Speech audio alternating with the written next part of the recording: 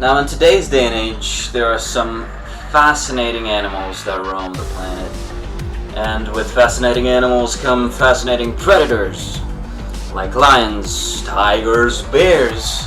The thing is, however, that much of the megafauna that used to live, especially the mammalian ones, have gone extinct. A large part of it is due to humans. Some of it is not. Some megafauna went extinct before humans even existed.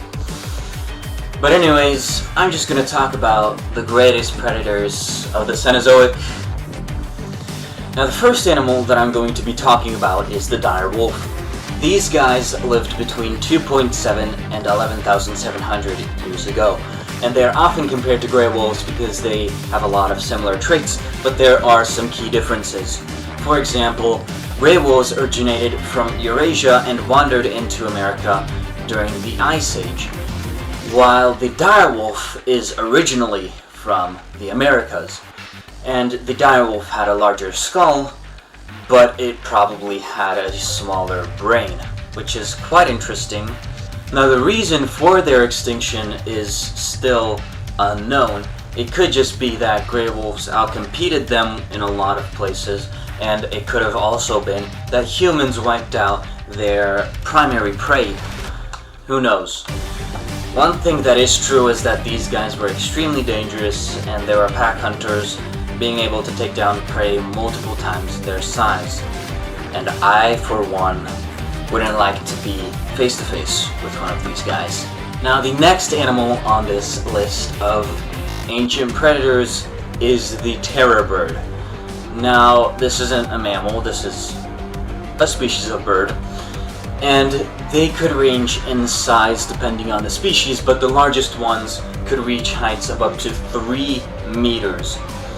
Now, scientists sometimes argue whether this predator hunted smaller prey because the size of their jaw muscles compared to their beak is quite small, so it does not have a large bite force. But this has been disputed by the fact that there are some predators in the animal kingdom that have a relatively small bite force, but still hunt large prey.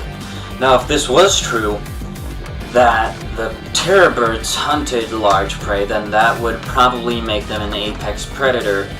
Now, terror birds were also one of the most ancient and long-lasting predators of the Cenozoic, living from 43 million years to about 100,000 years ago. And they were probably apex predators for a long time, especially in South America, because it was isolated for a long time from the rest of the world.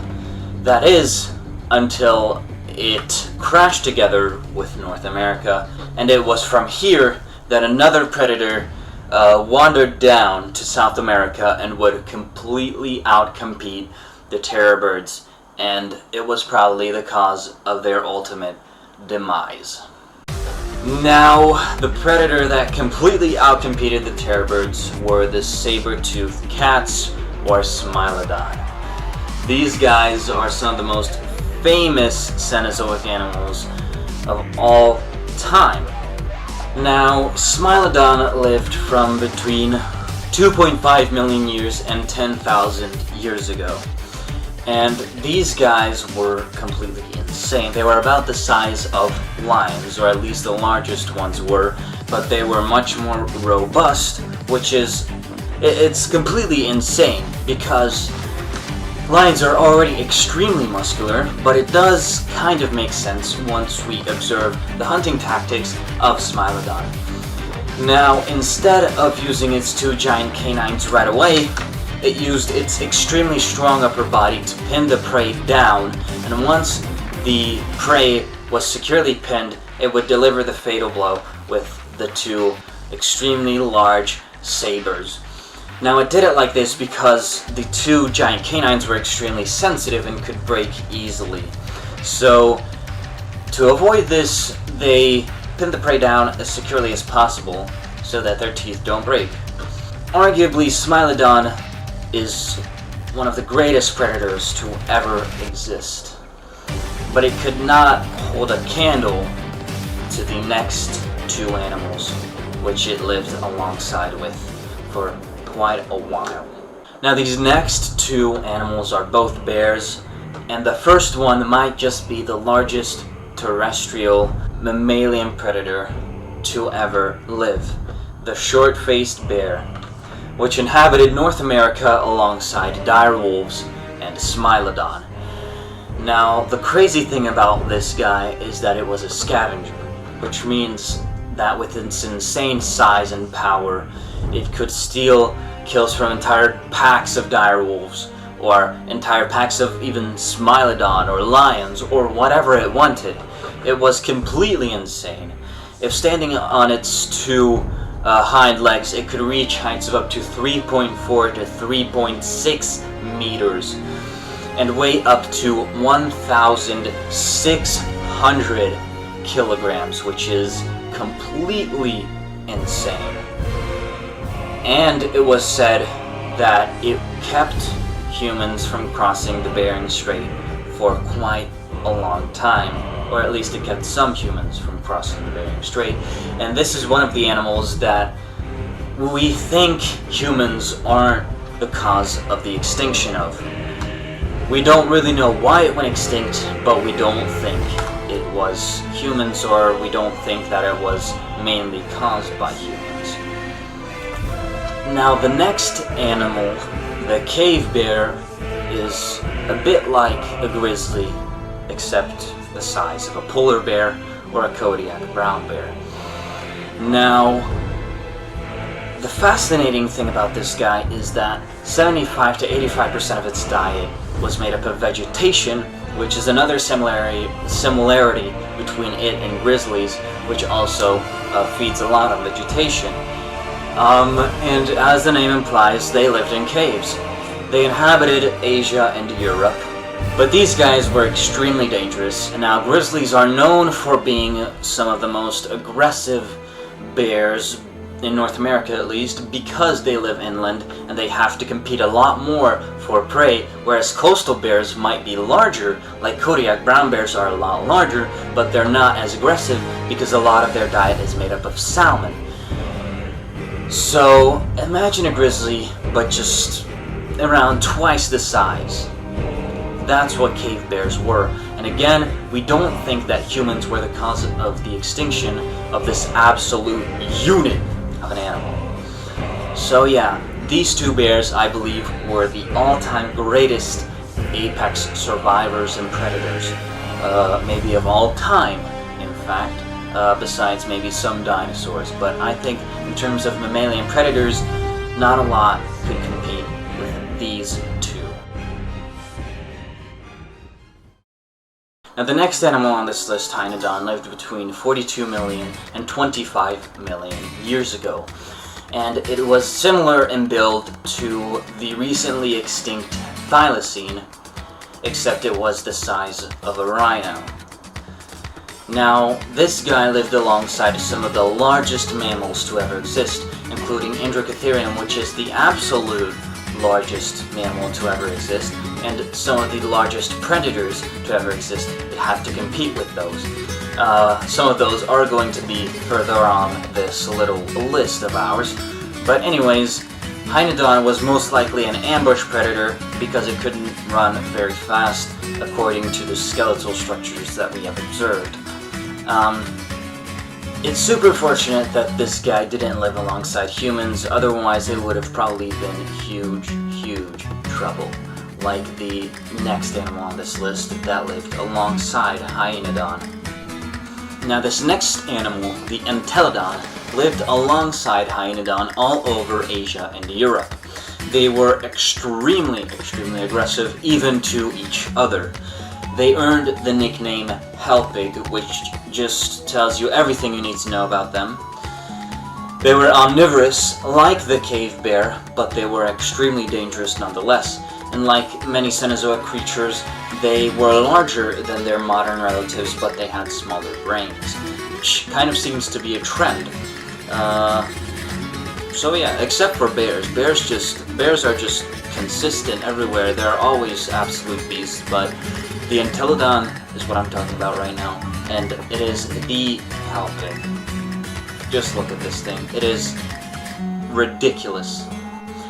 Now, another animal that lived alongside these two absolute units that I was talking about is the Andrewsarchus, which might just be the most ridiculous out of the three so far. This is the other animal that is in competition with the short-faced bear for largest terrestrial mammalian predator. This was an absolute unit, and probably like the short-faced bear, it was most likely a scavenger.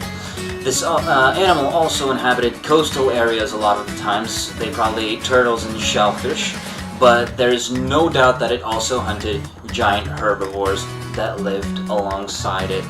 Needless to say, we're lucky that this thing didn't live with early humans, because it was so freaky and scary. Now, the bear dog. This is an extremely unique creature. This was probably a pretty large predator. It could range in size anywhere from 100 kilograms to 700 kilograms, depending on species and sex and all that. And it lived alongside the other three that I've talked about. But compared to the other three that I've talked about, it's really ridiculous. It shows how large these guys are, because the bear dog was probably the smallest out of all the three, but it was most likely the most intelligent. We don't really know how they hunted, because they seem to have teeth both for crushing and for slashing, so we can't really decipher how they hunted exactly. What we do know is that they were probably mesocarnivores or hypercarnivores, meaning that at least more than half their diet was made up of meat, but more likely that around 70% or more was made up of meat, like big cats of today. Now, let's move a little forward again to an animal that once again lived alongside our ancestors, the American lion.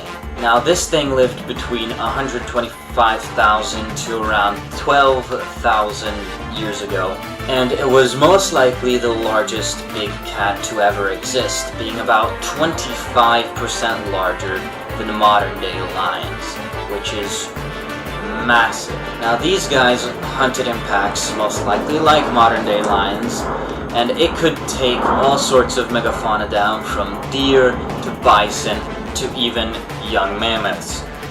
And needless to say, it was probably one of the greatest predators to ever live. It might have even been essentially the pinnacle of the big cat build. Now, for the last animal that I'm going to be talking about, we are going to Australia, a place where we haven't been. We've observed South America, North America, Africa, Asia, Europe, all these, and of course Antarctica didn't really have any creatures like that, but Australia is the only place that we haven't really been yet. Even though there was an abundance of megafauna there before humans arrived about 50,000 years ago. And when they did arrive, about 85% of the megafauna there was wiped out, which is more than pretty much any other continent. Even in North America, only about 50 to 60% of the megafauna was wiped out. Australia was absolutely decimated by, let's face it, the real apex predator of the entire world, humans. But before humans arrived, what was the apex predator there? Well, there were multiple, but I think the most fascinating one was the marsupial lion.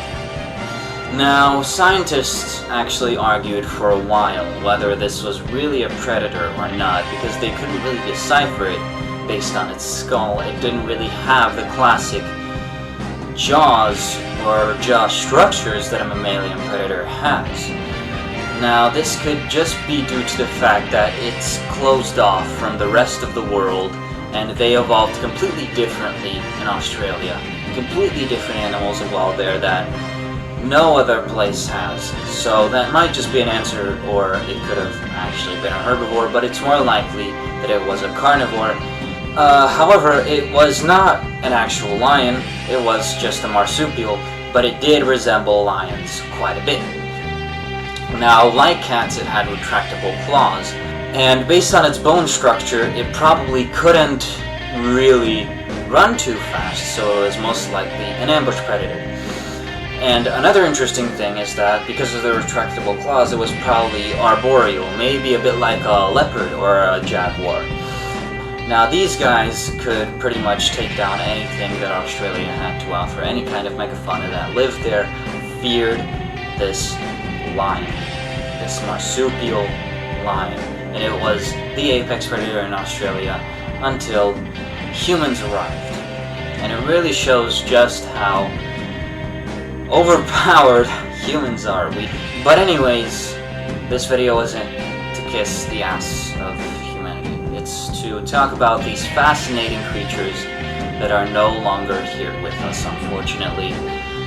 But we still have their fossils, and we can use our imagination to figure out what the world was like thousands or maybe even millions of years ago.